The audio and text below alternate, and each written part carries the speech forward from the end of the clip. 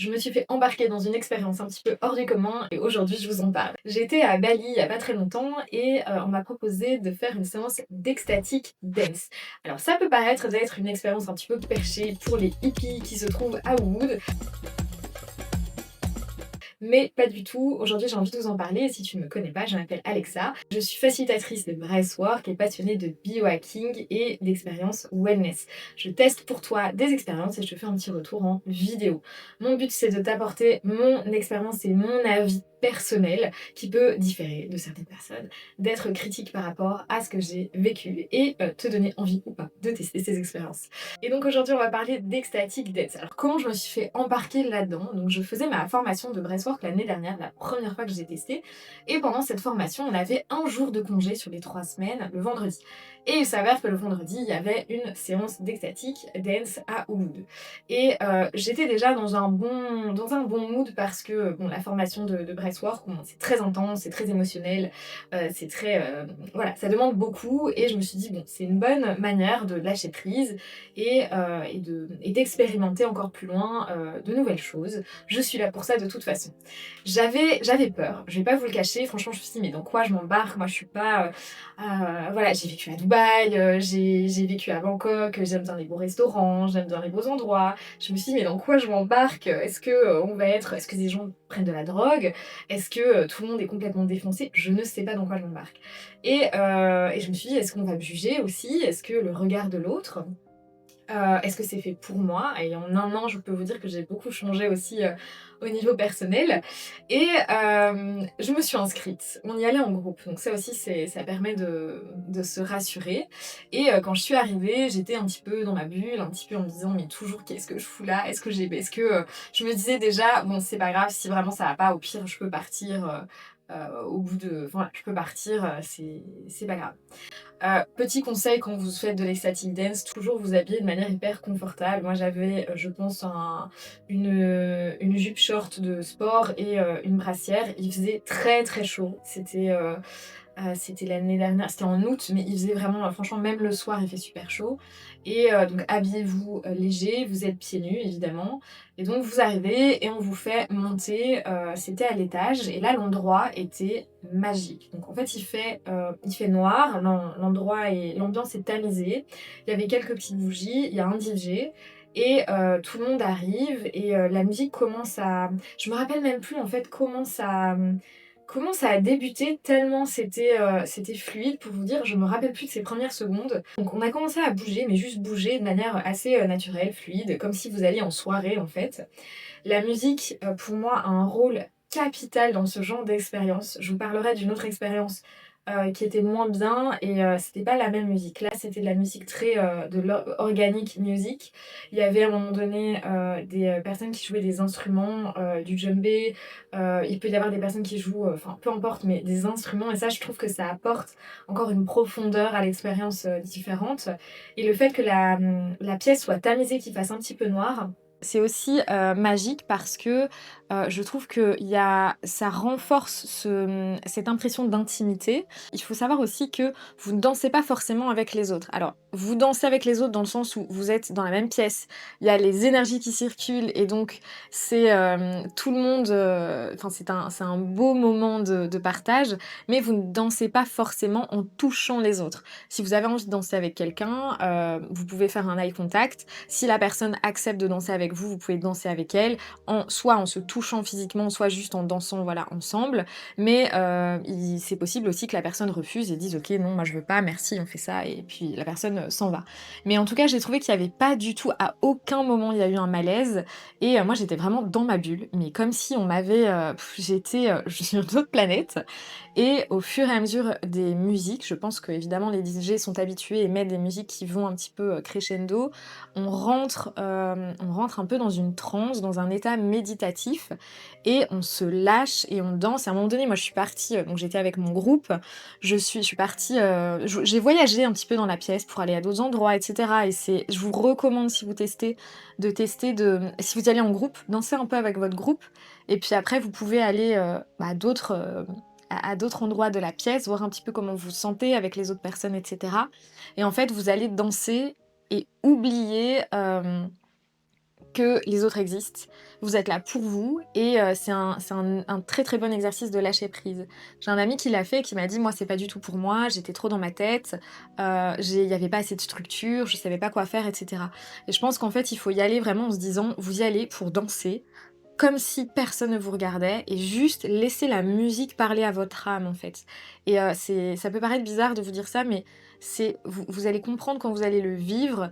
C'est si on essaye de rationaliser et de se dire: «OK, il faut que je danse comme ça parce que c'est telle musique, nanana», ça va pas fonctionner. Juste dites-vous: «Bougez», comme laissez votre corps bouger comme il a envie de bouger et faites ce que vous avez envie de faire. Même si c'est pas joli, même si vous vous dites: «Bah, j'ai l'air bizarre» ou «Ouais, est-ce qu'on va me juger, me regarder?» Je peux vous promettre un truc, c'est que personne ne vous regarde. Tout le monde est concentré sur soi-même, dans sa bulle et c'est au bout d'un moment, vous allez même avoir enfin, réaliser que vous ne pensez plus.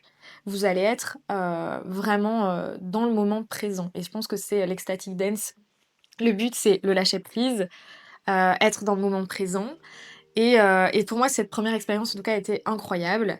J'ai refait une autre expérience, dans un autre endroit. Donc moi, je l'avais fait à Yoga Barn, si vous voulez l'adresse et puis j'ai testé à Alchemy, toujours à Ubud et là, j'ai eu une expérience un petit peu différente où je trouvais, je suis arrivée alors je suis pas arrivée au début, je suis arrivée un petit peu en retard et ils avaient fait tous des exercices en groupe et en fait, j'ai pas voulu faire ces exercices. Quand je suis arrivée, ils avaient déjà commencé les exercices et j'ai pas voulu les faire parce que justement, pour moi enfin moi qui suis introvertie, devoir faire des trucs à 2, faire des trucs en groupe et cetera, c'était trop pour moi à ce moment-là et je pense que c'est bien aussi de respecter, de se connaître et de respecter, ce dont on a besoin sur le moment et donc j'ai pas voulu faire ça.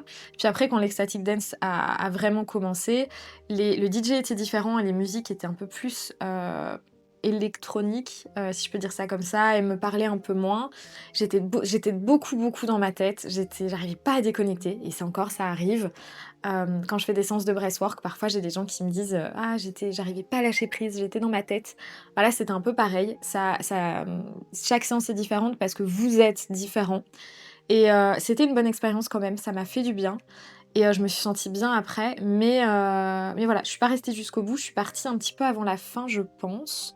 Je sais même plus. Pour vous dire, ça passe tellement vite. En fait, ça dure très long enfin, je pense que ça dure au moins 3 heures, mais vous ne voyez pas le temps passer parce que, ça permet vraiment de laisser, c'est somatique, en fait. C'est la danse, c'est un exercice somatique et de libération émotionnelle parce que votre corps libère, comme le breathwork, en fait, toutes les tensions, toutes les émotions qu'il a stockées et c'est ça qui fait que vous vous sentez mieux après. C'est physiologique, enfin c'est somatique.